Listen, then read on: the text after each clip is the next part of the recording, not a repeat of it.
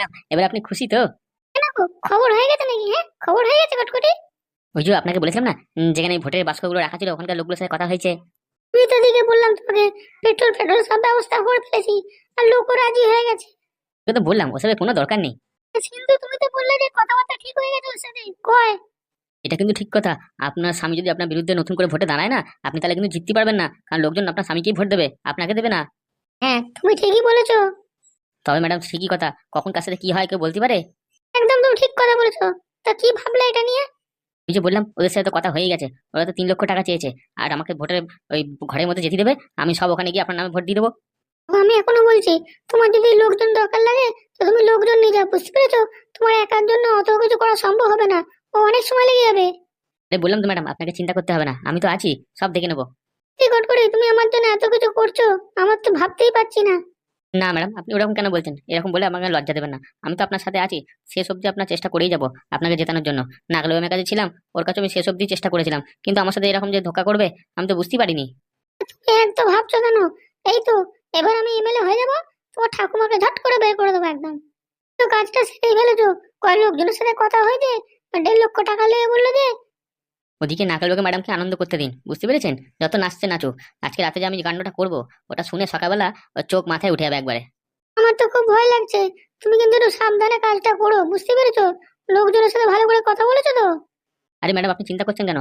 3 লাখ টাকা তো কন্ট্যাক্ট করেই ফেলেছি আমি ওদের সাথে, আর এখন 1.5 লাখ টাকা নিতে আসবে ওরা। ব্যাস তাহলেই তো হবে। তুমি চিন্তা করো না, আমি টাকাগুলো এক্ষুনি সব গুছিয়ে রেখেছি। ঠিক আছে ম্যাডাম। বলছি কই কেউ ঘরে আছেন নাকি? কে কে ডাকছেন আমাদের? বলছিলাম কি, আমরা ওই ইলেকশনের লোক এসেছিলাম, আপনার সাথে কথা হয়েছিল। বলছি ম্যাডাম, ওই লোকগুলো চলে এসেছে যার সাথে কন্ট্যাক্ট হয়েছিল, বুঝতে পেরেছেন? আপনি ঝট করে টাকাটা বের করে রাখুন, আমি ওদের ভেতরে ডাকছি। হ্যাঁ, ওনাদের ভেতরে ডেকে নিন। বাইরে দাঁড়িয়ে আছে শুধু শুধু। একটু কিন্তু সাবধানে, হ্যাঁ, এমএলএ বাবু যেন ঘর থেকে না বেরোয়, বেরোলে কিন্তু আপনি মুখে একবার গুঁতো মারবেন ওনার। নাকি ও বেরিয়ে দেখুক না একবারে। এমন গুতো মারবো না, পুরো মুখ ভেঙে দেবো একবারে। ঠিক আছে ম্যাডাম, তাহলে আমি ওনাদের ভেতরে ডাকছি। ঠিক আছে, অনেকক্ষণ ধরে ওনারা বাইরে দাঁড়িয়ে আছেন। এই লোকটাকে নিয়ে হয়েছে না আমার যত জ্বালা। কি যে করবো, কিছু বলতেও পারি না, আর সহ্যও করতে পারছি না। পুরো খাটনিতে জল ঢেলে দিল একবারে। চিন্তা করছেন কেন ম্যাডাম? এই তো লোকজন চলে এসেছে, এদের সাথে কাজটা ঠিক মতো আজকে রাতের মধ্যে হয়ে গেলি আপনি তো এমএলএ হচ্ছেন। ঠিক বলেছো তুমি, একবার আমি এমএলএ হয়ে যাই, তারপর তোমার সব সমস্যা দূর করে দেবো। তো বলেছি আমার ঠাকুমাকে চাই, আর ফুটোদের গ্রাম ছাড়া করবেন তাহলেই হবে, আমার আর কিচ্ছু চাই না। আমাকে চাপ নিতে বারণ করে দিত, আমি আছি তো, সব একবার ক্লিয়ার করে দেবো একদম। ঠিক বলেছেন ম্যাডাম, সেটা যেন করেন। বলছি বাবা, এবার ওনাদের ভেতরে ডেকে নাও। হাত পা, হাত পা ধুতে বলো, খাওয়া দাওয়া দেবো ভালো করে, বুঝতে পেরেছো? ওদের তো খাতির যত্ন করতেই হবে তো। ঠিক আছে ম্যাডাম। ঠিক কটকটি, তুমি আমার জন্য যা করছো, আপন জন হলো কেউ এরম কাজ করে না। আমার ওই ছেলে আর স্বামী যাচ্ছে তো একবারে, ওরা তো চায় যে আমি যেন হেরে যাই। ম্যাডাম ওইসব বলে লজ্জা কেন দিচ্ছেন আমাকে ম্যাডাম?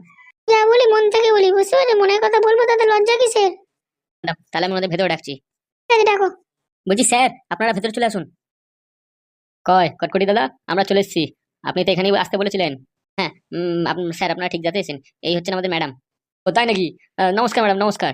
হ্যাঁ, নমস্কার, আপনাদের নমস্কার। তা ম্যাডাম, আপনি ভোটে তাহলে জিতছেন? আমাদের তো সব কথাবার্তা হয়ে গেছে আপনাদের কটকটির সাথে। হ্যাঁ, কটকটি আমাকে সব বলেই দিয়েছে। তা আপনারা একটু সাহায্য যদি করেন এরকম ভাবে, তাহলে তো ভালোই হয়। আপনাদের চিন্তা করতে হবে না, আপনাদের যা যা লাগবে আমরা দিতে রাজি আছি, বুঝতে পেরেছেন? হ্যাঁ, সেটা আর আপনি বলে লজ্জা দেবেন না, আপনি তো সবই জানেন, বুঝতেই পাচ্ছেন।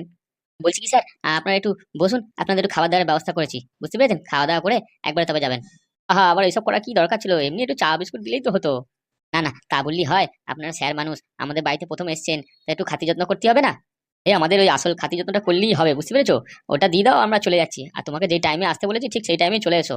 হ্যাঁ স্যার, ওই যে আপনি বলেছিলেন না এখন 1.5 লক্ষ টাকা নেবেন, পরে বাকিটা কাজ হওয়ার পর ওইটাই তাহলে দিচ্ছি আমরা। এই না না না না, দেখো ওটা তো বলেছিলাম, কিন্তু আমরা তো খুব বুঝতেই পারছো, আমরা অত ইয়ে করতে পারবো না, বুঝতে পেরেছো? এটা খুব রিস্কের ব্যাপার, তো আমাদের পুরোটাই এখন চাই। কিন্তু কেন স্যার, আপনাদের সাথে তো কথা হয়েই রইলো আগে থেকে, আপনারা বললেন এখন হাফ দিতে, কাজ হওয়ার পর পুরোটা নেবেন। তো বলেছিলাম ওটা আমরা, কিন্তু আমরা চিন্তা ভাবনা করে দেখলাম যে না, আমাদের পুরোটাই এখন চাই। আপনি যদি এখন পুরোটা দেন তাহলে ভালো হয়। ম্যাডামকে বলুন না, আপনাদের ম্যাডাম তো নিশ্চয়ই পারবেন এখনটা দিতে। ঠিক আছে কটকটি, ছেড়ে দাও, আমি পুরোটাই এখন দিচ্ছি।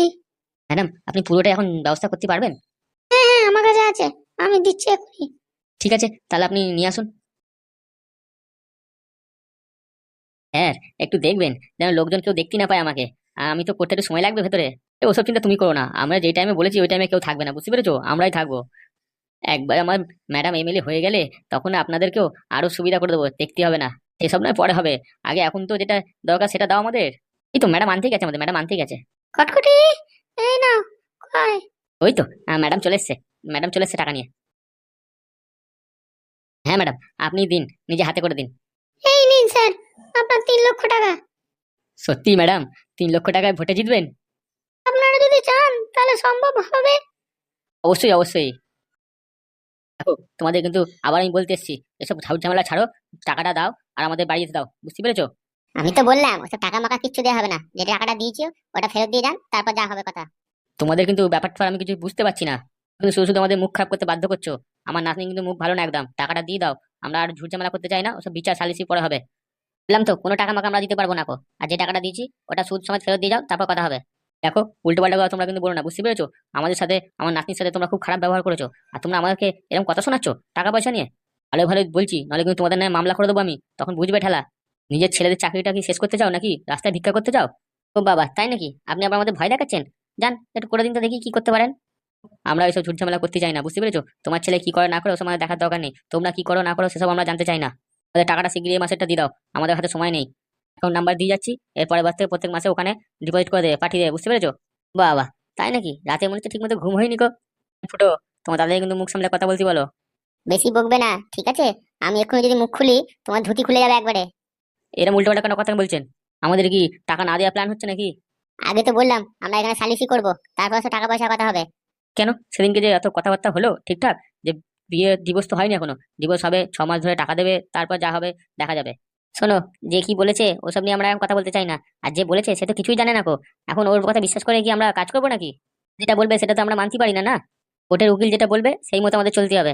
দেখো কোর্টে গিয়ে কিন্তু আমরা এটাই বলবো যে আমাদেরকে তোমার মিথ্যে কথা বলে আমাদের নাতনির সাথে বিয়ে করে আমাদের ফাঁসিয়েছো, বুঝতে পেরেছো?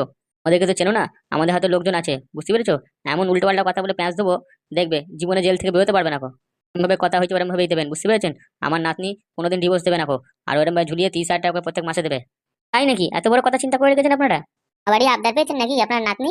হ্যাঁ, টাকা কি গাছে ফলে? আমার নাতনি কি বলেছেন শোনেননি? আপনাদের ছেলে মিথ্যা কথা বলেছে, আপনারা মিথ্যা কথা বলেছেন, তার খেসারত এবার ভরবেন। আমরা বেশি বারবার বলতে পারবো না যে 30,000 টাকা নিয়েছেন ওটা তাতে এখানে ফেরত দিয়ে চুপচাপ চলে যান। বা খালি ছাড়াছড়িটা হয়ে যাক, তারপর কি বিচার বিবেচনা হবে, বড় বড় লোক উকিলরা করে দেবে, সেই মনে তো চলবেন, বুঝতে পেরেছেন? টাকা পয়সার ব্যাপার কি হবে না হবে সব দেখা যাবে। আমাদের কি এরকম অপমান করার জন্য ডেকেছো নাকি এখানে? দেখুন আপনাদের কি করতে ডেকেছি সেটা আমরা বলে দিচ্ছি, ঠিক আছে?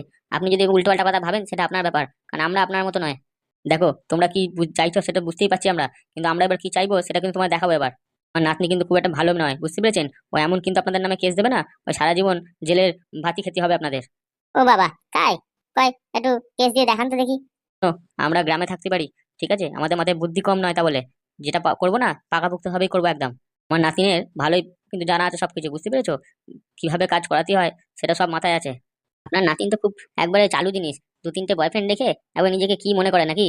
এই দেখো মুখ সামলে কথা বলে বলে দিচ্ছি, আমার নাতি এনে উল্টো কথা বলবে না। এবার কিন্তু আমাকে কিন্তু মানহানি মামলা করতে বাধ্য করো না বলেছি তোমাদের উপরে। হ্যাঁ সে তো দেখতেই পাবো, একবার কালকে বিচারের দিনটা আসুক, তারপর দেখছি কে কাকে কি করে।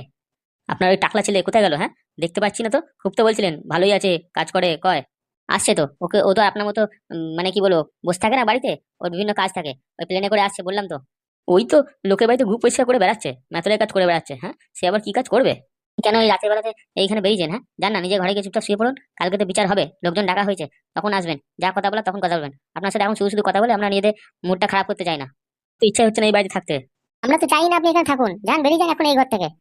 ইচ্ছা তো ছিল না এখানে থাকার, কিন্তু আমার নাতিনটা ওই যে বললো, এমনি এমনি ছাড়বো নাকি তোমাদের? তোমাদের ঘাড়ে ভেঙে বসে এখানে খাবো, যা যা বলবো, যেরকম যেরকম রান্না করতে বলবো সেরকম সেরকম রান্না করবে পরের দিন থেকে, বুঝতে পেরেছো? যতদিন না তোমাদের বিচার হচ্ছে। বেশি কথা বলবেন না, ঠিক আছে?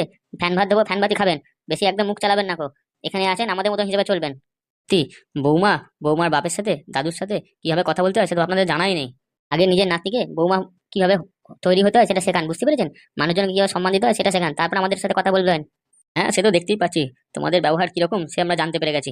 জেনে গেছো? তাই নাকি? কি জানতে পেরেছেন একটু বলুন তো।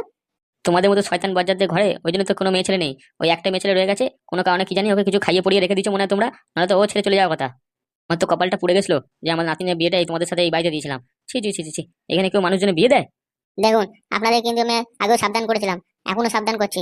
যখন আপনি আমাদের ব্যাপারে কিছু জানেন না, এসব উল্টো পাল্টা কথা একদম বলবেন না। এ আমি জানি কি জানা কথা দরকার সেটা জেনেই গেছি আমরা, ওই জন্যই বলছি। এই রাত বেরাতে আপনার সাথে কোনো রকম ঝগড়া করতে চাই না, কাল সকালে বিচার হবে, তখন আপনারা চলে যাবেন, যেটা হবে সেটা শুনে, ঠিক আছে? এখন আপনার সাথে কোনো রকম অশান্তি করতে চাই না। আমার ঘরে ওই পাখাটা খুব আস্তি চলছে, গরম হচ্ছে খুব। তাহলে হারামজাদা, তোর ঘরে কি এসি লাগানো আছে নাকি? হ্যাঁ, পাখাতে তুই শুস না? না মানে সেরকম কোনো কথা না, আসলে ওই সিঙ্গাড়া খেয়ে তো সারাদিন হেগে হেগে শরীরটা কেমন ক্লান্ত হয়ে গেছে, তো তাই জন্য গরমে ঘুমোতে পারছি না। জন্য বলতে এলাম যে কোনো ঘরে এসি আছে কিনা, ওখানে একটু শোবো তাহলে। মুখ নির্বংশী, একদিন না ঘুমলে কি তুই মরে যাবি? ঠিক আছে, তাহলে আজকে রাতটা জেগেই কাটাই। শোনো, আমরা ভেবে তো ছিলাম বাইরে থেকে খাবার খাবো, কিন্তু তোমরা যে খাবারটা দিলে দেখো ওটা ভালোই হলো। আমরা বাড়িতে লোকজন এলে তাদের আপ্যায়নটা ঠিক মতোই করি, বুঝতে পেরেছেন? তোমাদের মতন আর অপমান করে তাড়িয়ে দিই না বাড়ি থেকে। এই দেখো, কথাবার্তাটা কিন্তু ঠিকঠাক ভাবে বলো, বুঝতে পেরেছো? আমার কিন্তু উল্টোপাল্টা কথা বললে ভালো হবে না। বাবা, তাই নাকি? এখন ভালোভাবে কথা বলতে হবে তোমার সাথে? কয় আপনার নাতনিটা কোথায়? নাতনিটাকে ডাকুন। এদের সাথে হাগুদা ছাড়ো, চলো রাত হয়েছে, শুবে চলো, ঘুম পাচ্ছে, এদের সাথে ঝগড়া করে লাভ নেই। ঢ্যামনাটা কোথায় গেল কি জানি, ও থাকলে একটু ভালো হতো, দুটো বাংলা কিনতে যেতাম ওর সাথে। শোনেন, কালকে বিচার তো সালিসি হচ্ছে, এখন শুধু শুধু ঝগড়া করে লাভ নেই। যান, নিজের ঘরে যান, গিয়ে শুয়ে পড়ুন চুপচাপ, বুঝতে পেরেছেন? কাল সকালে উঠবেন। ঠিক আছে, এখন যাচ্ছি। আমার নাতনিটা আছে বলে তাই আছি, নাহলে তো আপনাদের বাড়িতে 1 মিনিটও থাকা উচিত না। আপনাদের থেকে তো আমরা অনেক যথেষ্ট ভালো ব্যবহার করছি। তুই দেখেছিস এরম এদের মুখে ভাষা শুনেছিস? এদের এইসব ভাষা শোনার পর কি বাড়িতে থাকা যায়? শুধু শুধু ঝগড়া করে তো লাভ নেই, কালকে বিচার তো হবে। তারপর যদি যে টাকাটা পাবেন সেটা তো আপনাদেরই লাভ হবে। ঠিক বলেছিস, চল এখান থেকে।